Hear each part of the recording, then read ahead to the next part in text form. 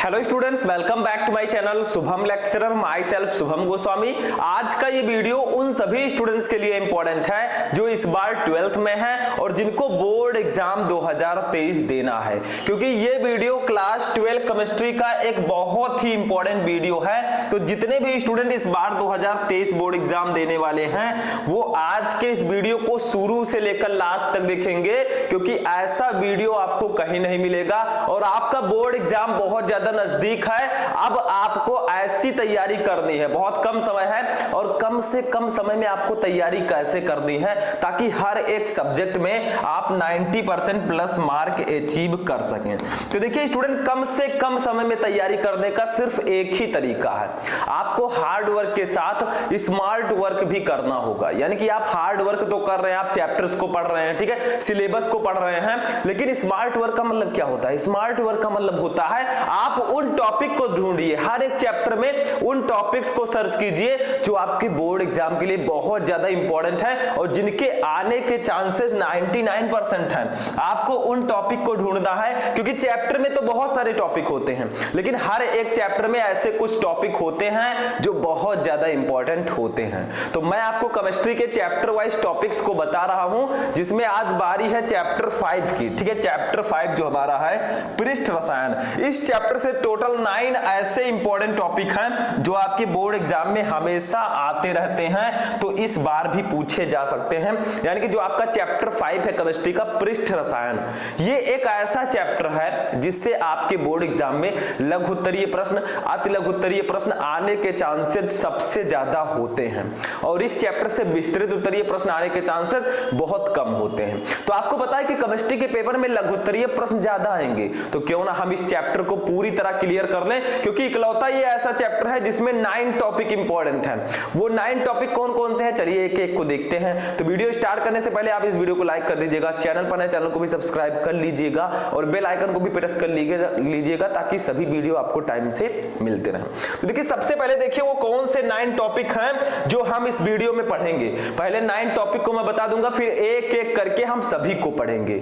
आपको दिल थाम के कॉपी और पेन लेकर हमारे साथ बैठ जाना है, क्योंकि अब वो दिन नहीं रहा जब आप मोबाइल लेकर दिन भर शॉर्ट वीडियो रील्स देखा करते थे। अब आपको हाथ में मोबाइल की जगह पर कॉपी और किताब लेकर बैठना है, ठीक है। तो देखिए कौन कौन से टॉपिक होंगे। अधिशोषण क्या होता है, अधिशोष्य, अधिशोषक, रच्छी कोलाइड, देखिए इसका नाम है रच्छी कोलाइड, ये क्या होता है। स्वर्ण संख्या, व्हाट इज गोल्ड नंबर या स्वर्णांक भी इसको बोलते हैं हम लोग, इसको भी पढ़ेंगे। पेप्टीकरण क्या होता है, इसको भी पढ़ेंगे। देखिए जितने भी टॉपिक हैं आप सर्च करके देख लीजिए, प्रीवियस ईयर क्वेश्चन पेपर उठाकर, ये सभी टॉपिक आपको देखने को, इनमें से कोई ना कोई टॉपिक हर साल आपके बोर्ड एग्जाम में आता है। नेक्स्ट देखिए ब्राउनियन गत क्या होता है, व्हाट इज ब्राउनियन मोशन। 8वां है द्रव स्नेही कोलाइड और 9 नंबर है द्रव विरोधी कोलाइड। तो ये 9 ऐसे टॉपिक हैं हमारे 12th केमिस्ट्री के चैप्टर 5 में जो आपके बोर्ड एग्जाम में सबसे ज्यादा इंपॉर्टेंट है। तो हम एक एक को स्टेप बाय स्टेप पढ़ेंगे, आपको ध्यान से। जब तक आपके अंदर पैशंस नहीं होगा कुछ भी नहीं समझ पाएंगे, ठीक है। तो चलिए सबसे पहले देखते हैं अधिशोषण क्या होता है। जब आप अधिशोषण को पढ़ेंगे तो इसी में ये तीनों आपका क्लियर हो जाएगा, अधिशोष्य और अधिशोषक। तो देखिए अधिशोषण क्या होता है, ऐसे क्वेश्चन आएगा, अधिशोषण, अधिशोष्य तथा अधिशोषक से आप क्या समझते हैं। कुछ इस प्रकार से क्वेश्चन आएगा जिसमें तीनों टॉपिक आपके एक ही क्वेश्चन में दिए जाएंगे, ठीक है, इंपॉर्टेंट है। देखिए क्या होता है, सबको समझिए। सबसे पहले अधिशोषण समझते हैं। देखिए किसी ठोस अथवा द्रव के पृष्ठ द्वारा किसी पदार्थ के अणुओं को आकर्षित और धारित करने की परिघटना, जिसके कारण अणुओं की पृष्ठ पर सांद्रता में वृद्धि हो जाती है, अधिशोषण कहलाता है। जैसे एक एग्जांपल हम लेते हैं, अभी सब समझ में आ जाएगा। मान लीजिए ये कोई पात्र है, ठीक है, ये मान लीजिए बर्तन है, ठीक है, एक ये आपका किसी लोहे का एक बर्तन है, ठीक है। अब इसमें क्या है, एक सतह है, देखिए ये किसी ठोस या द्रव की ये सतह है। अब इसमें बहुत सारे अणु हैं, क्योंकि कहा गया है किसी ठोस अथवा द्रव के पृष्ठ द्वारा। देखिए ये किसी ठोस या द्रव का एक पृष्ठ है, मान लीजिए कोई ठोस का पृष्ठ है, तो इसके द्वारा किसी पदार्थ के अणुओं को, इसमें बहुत सारे अणु हैं, देखिए ये बहुत सारे अणु हैं, ठीक है, क्या है, ये मॉलिक्यूल्स हैं। अब देखिए इसी को हम कहते हैं, देखिए किसी ठोस अथवा द्रव के पृष्ठ द्वारा, देखिए ये कोई ठोस अथवा द्रव का पृष्ठ है, इसके द्वारा किसी पदार्थ के अणुओं को आकर्षित और धारित करने की परिघटना, यानी कि जो इसमें छोटे छोटे अणु हैं इसको आकर्षित, देखिए इस सतह पर ये आकर्षित होकर ऐसे चिपक जाते हैं, ठीक है। तो इसी घटना को, इसको अवशोषित करने की घटना को ही हम कहते हैं अधिशोषण, ठीक है। अब यहां पर दो चीजें और हैं, अधिशोष से क्या होता है, अधिशोषक क्या होता है। तो देखिए ये एक बर्तन है, ये एक धातु की सतह है, मान लीजिए ये धातु की सतह है, ये आपकी धातु की सतह जो ब्लू कलर से मैंने यहां पर दिखाया है, ठीक है। अब देखिए किसी ठोस अथवा द्रव के पृष्ठ पर, ये ठोस या धातु की सतह यानी कि ठोस या द्रव का एक पृष्ठ है, इसके द्वारा किसी पदार्थ के अणुओं को, देखिए छोटे छोटे अणु है किसी पदार्थ का, इस सतह द्वारा इसको आकर्षित करने की जो घटना होती है इसी को हम कहते हैं अधिशोषण। और इसके कारण जो पृष्ठ पर अणुओं की सांद्रता है ये बढ़ जाती है, क्योंकि देखिए जो अणु हैं ये इस पृष्ठ से आकर चिपक जाएंगे, ठीक है। अब इसी में हम समझ लेते हैं अधिशोष से क्या होता है। तो देखिए अणु की स्पीशीज या पदार्थ जो कि पृष्ठ पर सांद्रित या संचित होता है अधिशोष से कहलाता है, यानी कि जो ये पदार्थ है छोटे छोटे अणु हैं जो इस पृष्ठ पर एकत्रित हो रहे हैं, इसी अणु को हम कहेंगे अधिशोष से, यानी कि जो इस धातु की सतह पर आकर आकर्षित होता है यानी कि संचित होता है, इसी अणु को हम अधिशोष से कहते हैं। अब तीसरी चीज अधिशोषक क्या होता है, देखिए अणु की स्पीशीज या पदार्थ जिसके पृष्ठ पर अधिशोषण होता है अधिशोषक कहलाता है, यानी कि जो ये हमारा पृष्ठ है ये ब्लू कलर का, जिस पर आकर ये अणु आकर्षित हो रहे हैं, जो धातु की सतह है इसी को हम बोलेंगे अधिशोषक। तो जो यहां पर मैं लिख देता हूं, ठीक है, ये जो आपका है, ये जो सतह है ये है अधिशोषक, अधिशोषक, ठीक है, ये अधिशोषक है।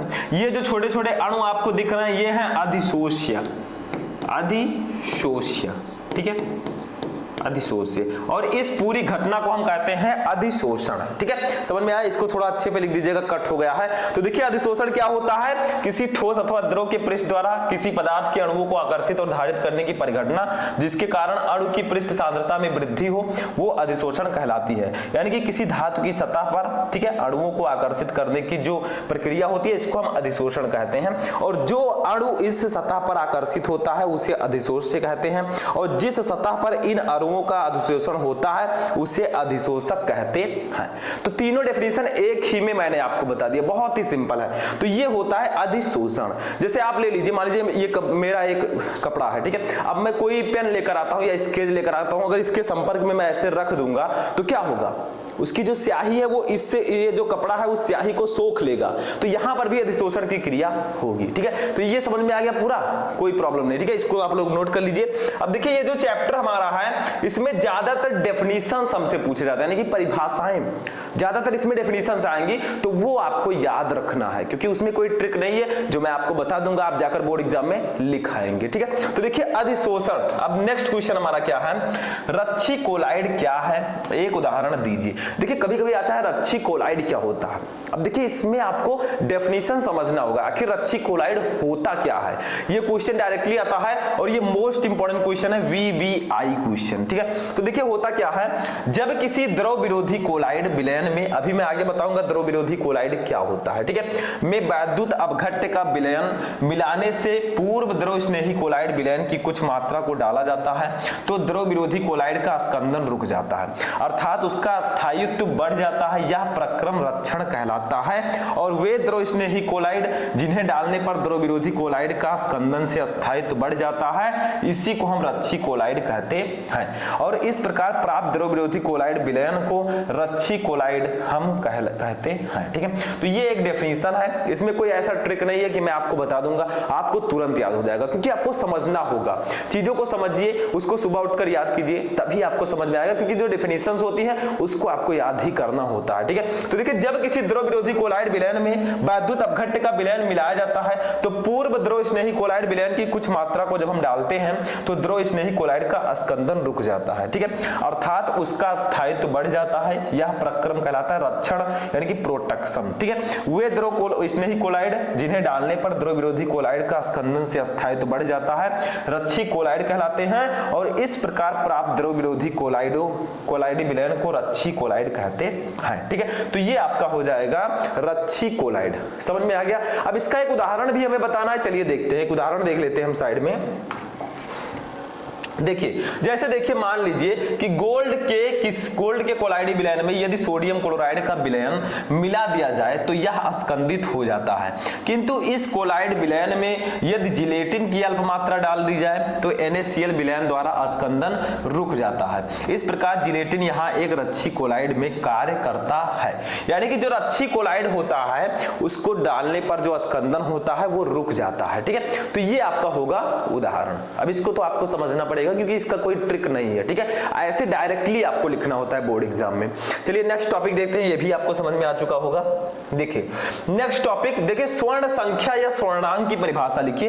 What is gold number. अब ये टॉपिक कितना ज्यादा इंपॉर्टेंट है मैं लफ्जों में नहीं बता सकता क्योंकि ये मोस्ट इंपॉर्टेंट, ये VVIP की कैटेगरी में आता है, वेरी वेरी इंपॉर्टेंट, ठीक है। तो स्वर्ण संख्या क्या है, व्हाट इज गोल्ड नंबर, तो इसका सिर्फ डेफिनेशन आपको याद रखना। अगर किसी तरह आप डेफिनेशन याद कर ले गए तो बोर्ड एग्जाम में 2 नंबर 1 नंबर आपका क्लियर रहता है, ठीक है। तो देखिए स्वर्ण संख्या क्या होता है, देखिए पहले देखिए रक्षी कोलाइड की शक्ति को स्वर्ण संख्या से व्यक्त किया जाता है, यानी कि जो रक्षी कोलाइड होती है उसकी जो शक्ति होती है, उसकी जो पावर होती है, उसी को हम स्वर्ण संख्या से व्यक्त करते हैं। लेकिन ये इसका डेफिनेशन नहीं है, आगे मैं बताऊंगा। देखिए स्वर्ण संख्या की परिभाषा निम्न प्रकार से दी जाती है। देखिए ये आपका स्वर्ण संख्या की परिभाषा है, यहां से लेकर यहां तक, ठीक है। देखिए किसी द्रव स्नेही कोलाइड की स्वर्ण संख्या उसका मिलीग्राम में वह भार है जो गोल्ड सॉल के 10 मिली में उपस्थित होने पर 10% NaCl विलयन के 1 मिली को डालने पर सॉल को लाल रंग से नीले रंग में परिवर्तित होने को रोकने के लिए पर्याप्त होता है।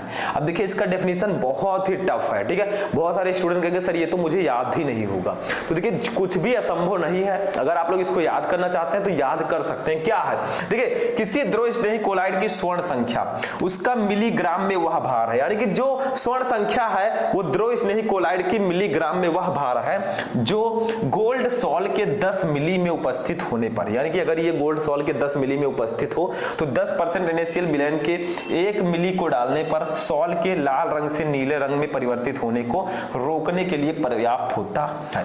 यानी कि ये सॉल को लाल रंग से नीले रंग में परिवर्तित होने को रोकने के लिए पर्याप्त होता है, ठीक है। तो ये स्वर्ण संख्या का डेफिनेशन होगा। तो मैंने आपको चैप्टर स्टार्ट करने से पहले ही बता दिया था कि ये एक ऐसा चैप्टर है पृष्ठ रसायन जिसमें ज्यादातर डेफिनेशंस आते हैं, यानी कि परिभाषाएं आती हैं, और इसका कोई पार्टिकुलर ट्रिक नहीं है कि मैं आपको तुरंत बता दूंगा, आपको तुरंत याद हो जाएगा, ठीक है, क्योंकि डेफिनेशंस आपको पढ़ना पड़ेगा, याद करना पड़ेगा। बाकी जो ट्रिक वाली चीजें वो तो मैं आपको बताता ही रहता हूं, ठीक है। तो इसको भी नोट कर लीजिए।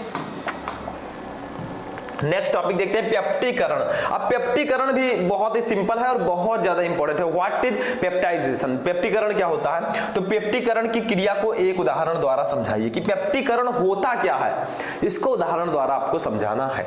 तो देखिए पेप्टीकरण क्या होता है, पेप्टीकरण हेडिंग डालेंगे ऐसे बढ़िया, लिखेंगे पेप्टीकरण की विधि स्कंदन के विपरीत है, यानी कि जो पेप्टीकरण है ये स्कंदन के विपरीत एक विधि है, ठीक है। इसमें ताजे बने अवक्षेप को किसी वैद्युत अपघट के तन विलयन के साथ मिलाने पर कोलाइडी विलयन प्राप्त होता है। यानी कि जो पेप्टीकरण है ये कोलाइडी विलयन बनाने की एक विधि आप समझ लीजिए पेप्टीकरण है, ठीक है। तो पेप्टीकरण में होता क्या है, पेप्टीकरण की विधि स्कंदन के विपरीत है। इसमें अगर हम ताजे बने हुए अवक्षेप को किसी वैद्युत अपघट्य के तनु विलयन के साथ हिलाएं तो कोलाइडी विलयन बनेगा। जैसे उदाहरण समझिए, जैसे मान लीजिए फेरिक हाइड्रोक्साइड के ताजे अवक्षेप में फेरिक क्लोराइड का विलयन मिलाने पर लाल रंग का FeOH का होल थ्राइज कोलाइडी विलयन बनता है। यानी कि इसमें क्या होता है, इसमें यदि हम किसी ताजे बने हुए अवक्षेप को किसी वैद्युत अपघट्य के तनु विलयन के साथ मिलाएं तो कोलाइडी विलयन हमें मिलता है। यानी कि ताजा बना हुआ अवक्षेप है उसमें हम कोई विद्युत अपघट्य मिला दें तो हमें कोलाइडी विलयन प्राप्त होता है, यही होता है पेप्टीकरण। जैसे देखिए फेरिक हाइड्रोक्साइड के ताजे अवक्षेप में फेरिक क्लोराइड का विलयन मिलाने पर लाल रंग का FeOH का होल थ्राइज कोलाइडी विलयन बनता है, ठीक है। तो ये आपका हो जाएगा पेप्टीकरण, ठीक है। तो ये भी बहुत सिंपल था, था, इसमें भी कुछ नहीं था, सिर्फ आपको डेफिनेशन समझना है। ऐसे आएगा पेप्टीकरण की क्रिया को एक उदाहरण द्वारा समझाइए, तो आप आसानी से इसको समझा देंगे। ठीक है, हो गया। चलिए नेक्स्ट टॉपिक देखते हैं, सबको नोट करते हुए चलिएगा क्योंकि इसमें सिर्फ डेफिनेशन है, आप इसको नोट करते हुए चलिएगा। अब आते हैं अपने सबसे इंपॉर्टेंट टॉपिक पर इस चैप्टर के, जो बहुत ज्यादा इंपॉर्टेंट है, that's a Brownian motion. Brownian गति पर एक संक्षिप्त टिप्पणी कीजिए।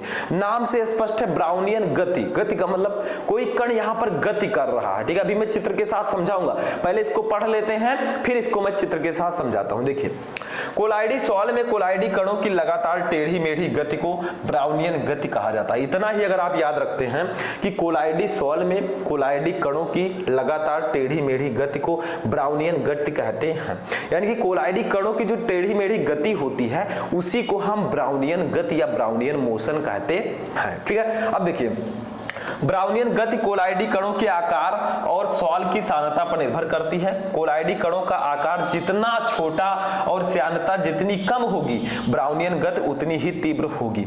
यह कोलाइड की प्रकृति पर निर्भर नहीं करती है। कोलाइडी कणों पर गति करते हुए परिक्षेपण माध्यम के अणुओं के असमान प्रहारों के कारण ब्राउनियन गति उत्पन्न होती है। परिक्षेपण माध्यम के अणु गति करते हुए सभी दिशाओं में कोलाइडी कणों से लगातार टकराते हैं, जिससे कोलाइडी कणों में गति आ जाती है।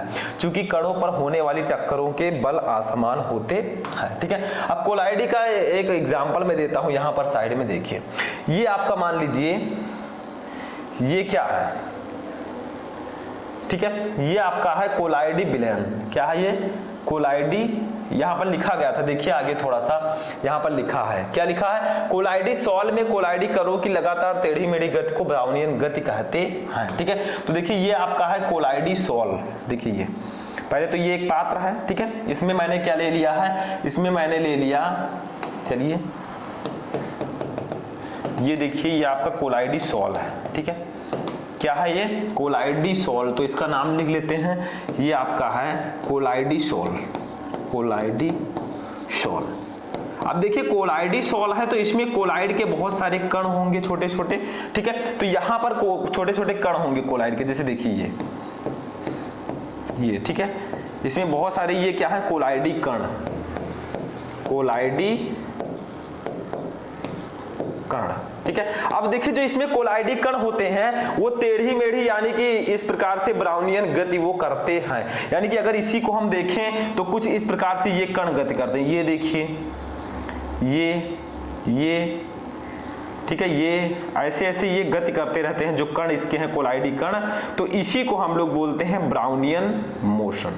ठीक है, इसी को हम बोलते हैं ब्राउनियन मोशन। तो कोलाइडी सॉल में कोलाइडी कणों की टेढ़ी मेढ़ी गति को, देखिए इसमें जो कोलाइडी कण हैं छोटे छोटे, ये टेढ़ी मेढ़ी गति कर रहे हैं, इसी को हम लोग बोलेंगे ब्राउनियन गति या ब्राउनियन मोशन। चित्र के साथ अगर समझे, ठीक है, तो हमने एक बर्तन लिया, इसमें मैंने कोलाइडी सॉल लिया। अब कोलाइडी सॉल है तो इसमें बहुत सारे कोलाइडी कण होंगे, तो इसमें जो कोलाइडी कण होते हैं वो एक टेढ़ी मेढ़ी गति करते हैं। ठीक है, उसी को हम बोलते हैं ब्राउनियन गति। ठीक है, समझ में आया? तो इसमें कुछ चीजें और सीख लेते हैं, हमने चित्र समझ लिया, चित्र समझाना था हमें। अब देखिए जो ब्राउनियन गति होता है वो कोलाइडी कणों के आकार और सॉल की सांद्रता पर निर्भर करती है। यानी कि कोलाइडी कण का आकार कितना है, उनका साइज कितना है, उस पर भी निर्भर करेगी, और उनकी सांद्रता कितनी है उस पर भी ये डिपेंड करती है। ठीक है, आगे देखिए, कोलाइडी कणों का आकार जितना छोटा और सांद्रता जितनी कम होगी, ब्राउनियन गति उतनी ही तीव्र होगी। जैसे मान लीजिए कोलाइडी कण बहुत छोटे छोटे हैं तो इनकी जो गति होगी बहुत तेजी के साथ होगी, क्योंकि देखिए जो पतले लोग होते हैं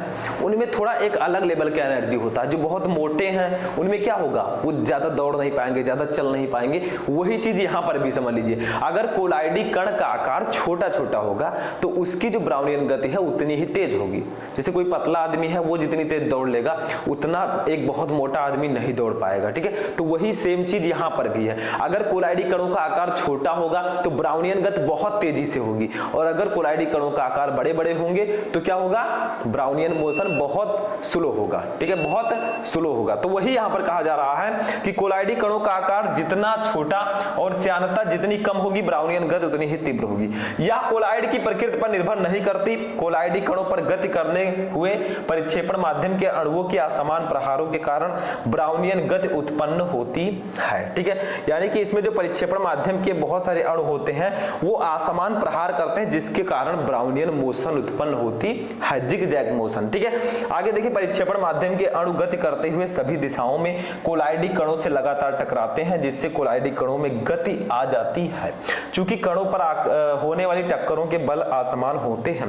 तो देखिए, मैंने ब्राउनियन गति तो बता दिया, ये जो नीचे के पोर्शन है ये सब जो लिखा है इसको आप अपनी तरफ से समझ लीजिएगा, क्योंकि ये चीजें आप लिख देंगे तो ज्यादा बेटर रहेगा। बाकी डेफिनेशन तो आपको समझ में आ गया। मान लीजिए अतलग उत्तरीय प्रश्नों में ये क्वेश्चन आता है तो इसको आप आसानी से लिख देंगे, कुछ भी नहीं है। ठीक है, तो स्टार्टिंग में जो मैंने बताया उसको समझने का प्रयास कीजिए, आगे बहुत सारी चीजें उसको भी समझ लेते हैं इसी में। देखिए, एक क्वेश्चन इसमें और था कि ये किन किन कारकों पर निर्भर करता है। ठीक है, यानी कि ब्राउनी गति को प्रभावित करने वाले कारक कौन कौन से हैं। तो देखिए, थोड़ा और देखते हैं। इस कारण कोलाइडी कण किसी विशेष दिशा में गति करते हैं। जैसे ही एक कण किसी निश्चित दिशा में गति करता है वैसे ही माध्यम के अन्य अणु इससे टकराते हैं, जिससे कण अपने गति करने की दिशा में परिवर्तन कर लेता है। यह प्रक्रम लगातार चलने के कारण टेढ़े मेढ़े पथ पर गति करता है। कोलाइडी कणों के आकार बढ़ने पर ब्राउनियन गति का मान कम हो जाता है, यानी कि जितना ज्यादा आकार बढ़ेगा कोलाइडी कण का, इतना बड़ा है तो ब्राउनियन गति तेजी से होगा, इतना बड़ा है तो थोड़ा स्लो होगा, इतना बड़ा है तो और स्लो होगा। जितना बड़ा कोलाइडी कण होगा उतनी ही स्लो ब्राउनियन गति होगी। ठीक है, आगे देखिए, कोलाइडी यदि यही कारण है कि निलंबन ब्राउनियन गति प्रदर्शित नहीं करती। ठीक है, अब देखिए एक चीज और समझिए, ब्राउनी गति को प्रभावित करने वाले कारक कौन कौन से हैं। तो देखिए, ब्राउनियन गति को प्रभावित करने वाले कौन कौन से इस पर इफेक्ट डालते हैं। ठीक है, तो ब्राउनियन गति को प्रभावित करने वाले कारक निम्न है। देखिए, अगर आप टेम्परेचर में वृद्धि करेंगे तो भी इसमें परिवर्तन होगा, अणुओं की संख्या में वृद्धि करेंगे तो भी, और कम अणु आकार में वृद्धि, कम श्यानता, ये सब रहेगी तो ये ब्राउनियन गति को प्रभावित करेंगे। ठीक है, तो ये चारों हैं ब्राउनियन गति को प्रभावित करने वाले कारक। ठीक है, तो सिंपल सा है, इसको भी नोट कर लीजिए, तब हम देखेंगे अपना नेक्स्ट क्वेश्चन। ठीक है, नोट कर लीजिए इसको। अब देखिए स्टूडेंट, जो हमारा नेक्स्ट टॉपिक है ये क्या है, टॉपिक नंबर नेक्स्ट। ठीक है, लास्ट टॉपिक ये हमारा होगा, क्योंकि देखिए मैंने आपको बताया था कि 9 टॉपिक मैं आपको बताऊंगा, तो यहाँ पर 9 टॉपिक क्लियर हो चुका है। ठीक है, जैसे आपको अधिशोषक, अधिशोषण और अधिशोष्य एक में ही बता दिया गया, ऐसे ही ये 9th हमारा टॉपिक है। देखिए, द्रव स्नेहिक और द्रव विरोधी कोलाइड किसे कहते हैं, प्रत्येक को उदाहरण सहित समझाइए। यानी कि द्रव स्नेही और द्रव विरोधी कोलाइड क्या होते हैं, ये बहुत ही इंपॉर्टेंट क्वेश्चन है आपके बोर्ड एग्जाम के लिए, वीवीआई क्वेश्चन ये आता है कि द्रव स्नेही कोलाइड और द्रव विरोधी कोलाइड क्या होते हैं। तो देखिए, नाम से ही स्पष्ट है, द्रव स्नेही, स्नेह का मतलब क्या होता है, प्रेम। ठीक है, और द्रव विरोधी, विरोधी का मतलब क्या होता है, विरोध। ठीक है, सिंपल सा है। तो देखिए, यहाँ पर ये द्रव स्नेही जो है ये द्रव से प्रेम करेगा, यानी कि स्नेह करता है। तो देखिए, वे कोलाइड पदार्थ जो विलायक के संपर्क में आकर तुरंत कोलाइडी कणों में विभाजित होकर कोलाइडी विलयन बनाते हैं, वो द्रव स्नेही कोलाइड कहलाते हैं। यानी कि जैसे ही वे कोलाइड जो विलायक के संपर्क में आने का, विलायक का मतलब क्या होगा, द्रव, तो जो विलायक के संपर्क में आकर तुरंत कोलाइडी कणों में विभाजित होकर कोलाइडी विलयन बनाते हैं। यानी कि द्रव स्नेही कोलाइड जो होते हैं ये ऐसे कोलाइड होते हैं, कोलाइड पदार्थ होते हैं जो विलायक के संपर्क में आने पर तुरंत कोलाइडी विलयन बना लेते हैं। क्यों, क्योंकि ये द्रव से यानी कि विलायक से प्रेम करते हैं। जैसे ही ये आएंगे, देखिए प्रेम करना एक एग्जाम्पल है। ठीक है, प्रेम नहीं करते, वो समझाने का एक तरीका है। ठीक है, तो वे कोलाइडी पदार्थ जो विलायक के संपर्क में आकर तुरंत कोलाइडी कणों में विभाजित होकर कोलाइडी विलयन बनाते हैं वो द्रव स्नेही कोलाइड कहलाते हैं। इनको अवक्षेपित करने के बाद फिर से द्रव के संपर्क में लाकर तुरंत सुगमता से कोलाइडी विलयन बनाया जा सकता है। अब इसका एग्जांपल आप लोग लिख लीजिए, मैं बोल रहा हूं। ठीक है, देखिए जिलेटिन हो गया, गोंद हो गया, स्टार्च हो गया, प्रोटीन हो गया आदि। तो आप लोग लिख दीजिएगा द्रव स्नेही कोलाइड का एग्जांपल, उदाहरण डाल के लिख लीजिएगा कौन कौन सा, गोंद, जिलेटिन, प्रोटीन, गोंद आदि। ठीक है, ये सब द्रव स्नेही कोलाइड हैं।